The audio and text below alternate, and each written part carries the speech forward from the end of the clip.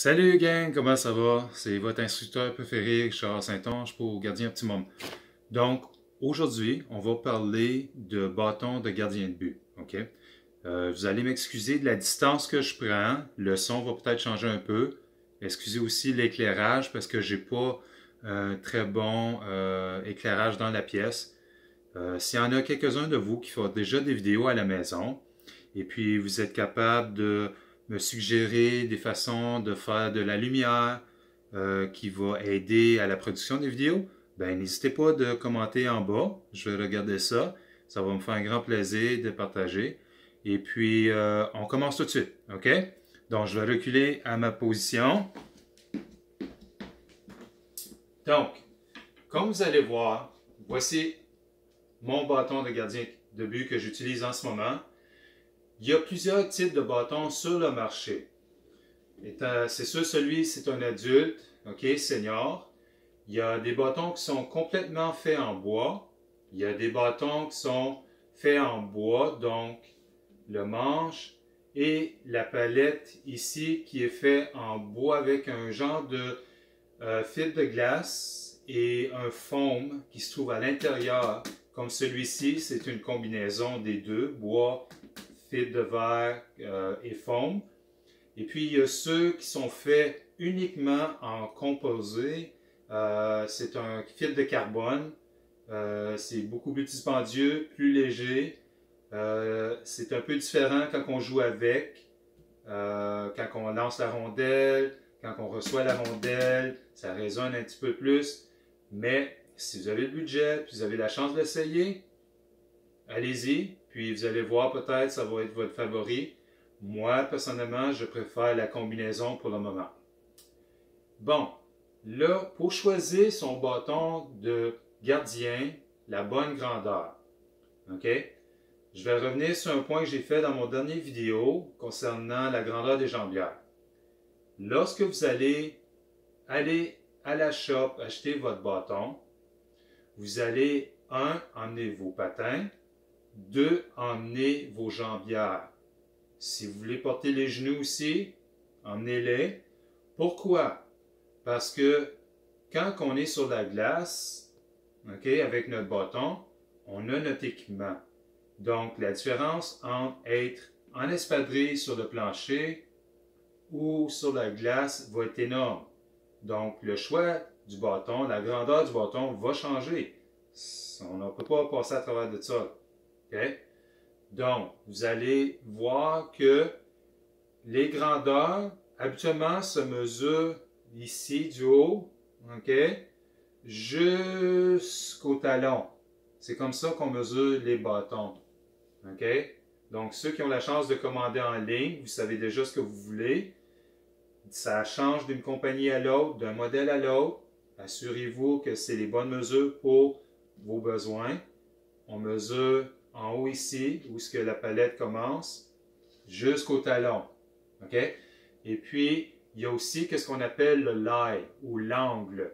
Donc, on a des bâtons qui vont avoir un angle de 12, de 13, de 14, de 15.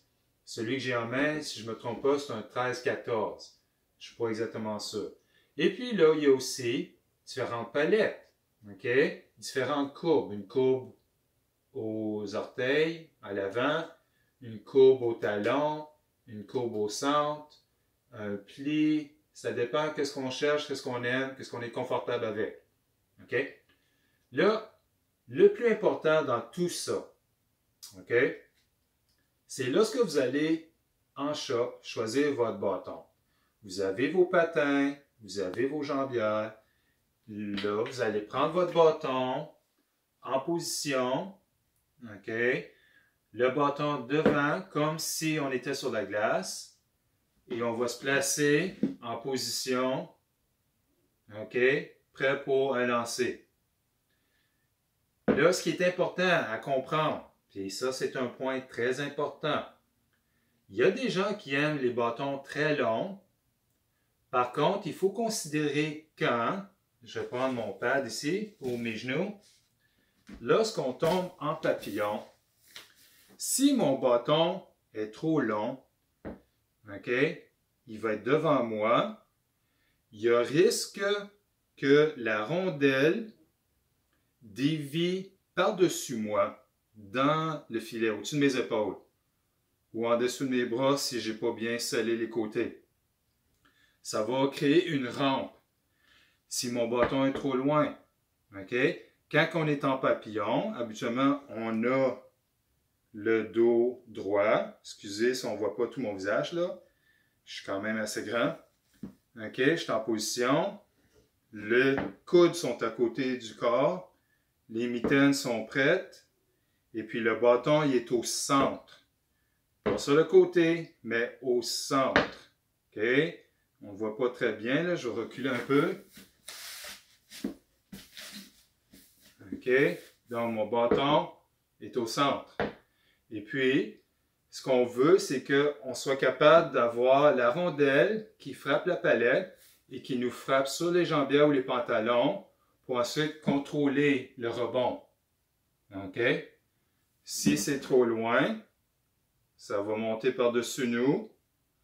Si c'est trop proche, la rondelle frappe la palette et va ressortir pour donner des mauvais rebonds qui va vous donner un deuxième ou un troisième effort qui peut être évité.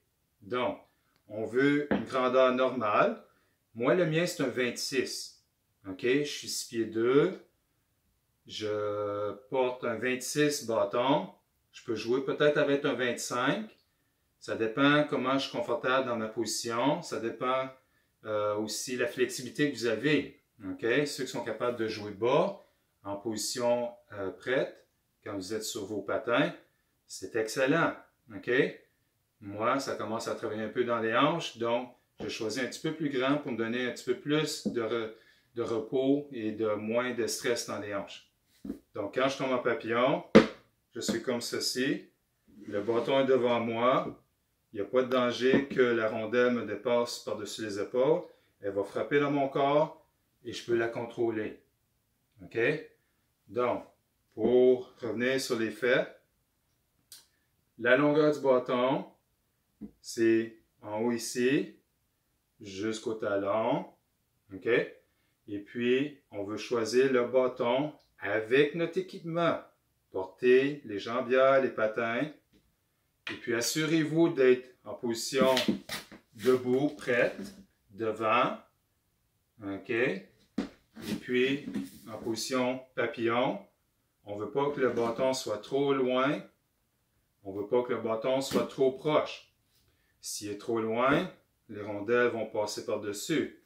S'il est trop proche, trop court, ben, quand on est en position debout, ça ne touche pas à la glace. OK?